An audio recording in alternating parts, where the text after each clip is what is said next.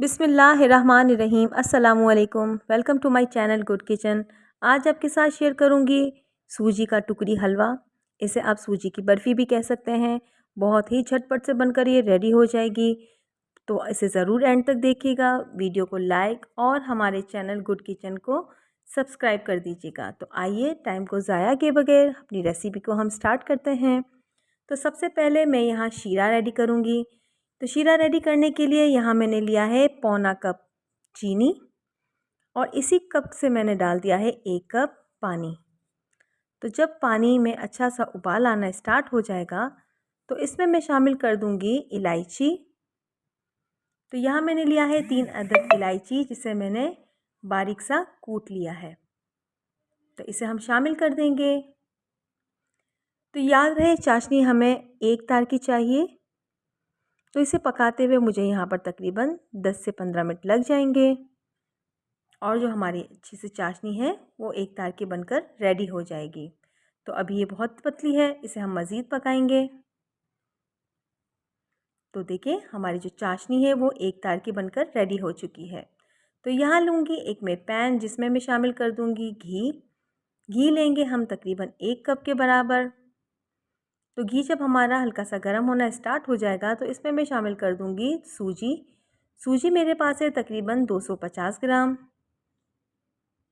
तो इसे हम अच्छे से मिक्स करते हुए पकाएंगे। तो यहाँ आपने फ्लेम का अच्छे से ध्यान रखना है। फ्लेम हमने बिल्कुल लो रखना है। अगर फ्लेम थोड़ा सा भी हाई होगा तो सूजी का कलर बहुत जल्द आ जाएगा और सूजी हमारी अच्छे से नहीं भून जाएगी। तो हमने इसे अच्छे से भूनना है। तो यहाँ हम बिल्कुल हल्की आंच पर मुस्तकिल चमचा चलाते हुए इसे पकाएंगे। तकरीबन ये पकते हुए हमें तकरीबन 15 से 20 मिनट हो चुके हैं। अब इसमें मैं शामिल करूँगी पिसा हुआ नारियल और इसे भी हम अच्छे से सूजी में तकरीबन 5 मिनट तक अच्छे से भूनेंगे, ताकि जो कोकोनट का अच्छा सा फ्लेवर है वो हलवे में शामिल हो जाए। तो यहाँ हम 5 से 7 मिनट इसे भी अच्छे से भून लेंगे। तो सूजी हमारी कच्ची नहीं होनी चाहिए। इस तरह से हम मुस्तकिल चमचा चलाते हुए इसे पकाएंगे। अब मैं इसमें शामिल करूँगी खोया। खोया ऑप्शनल है, अगर आपके पास मौजूद है तो आप ज़रूर डालिए। अगर आपके पास मौजूद नहीं है तो आप स्किप भी कर सकते हैं। खोया डालने के बाद इसे हम अच्छे से मज़ीद भूनेंगे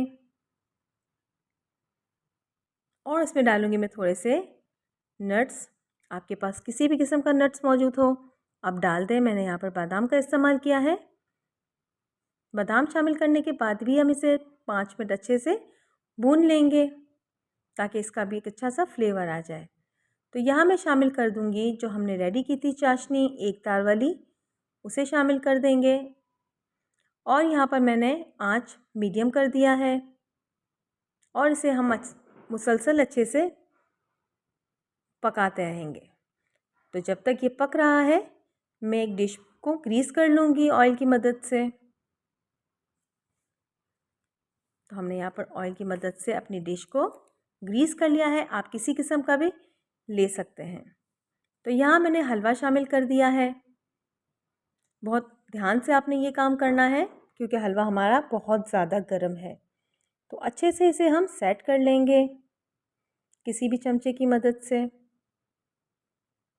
इसमें मैं शामिल कर दूंगी पिसा हुआ कोकोनट गार्निश के लिए और साथ ही इसके ऊपर हम शामिल कर देंगे नट्स। आपके पास काजू, अखरोट, बादाम, पिस्ता कुछ भी हो, आप कुछ भी डाल सकते हैं। तो यहाँ मैं शामिल कर दूंगी बादाम, जिसे मैंने अच्छे से बारीक सा काट लिया है। तो इस तरह से हम अपने सारे नट्स शामिल कर देंगे और अच्छे से इसे चमचे की मदद से प्रेस कर लेंगे, ताकि बादाम है वो अच्छे से इसमें एडजस्ट हो जाए। देखा, बहुत ही क्विक सा हमारा जो सूजी का टुकड़ी हलवा है वो बनकर तैयार हो चुका है।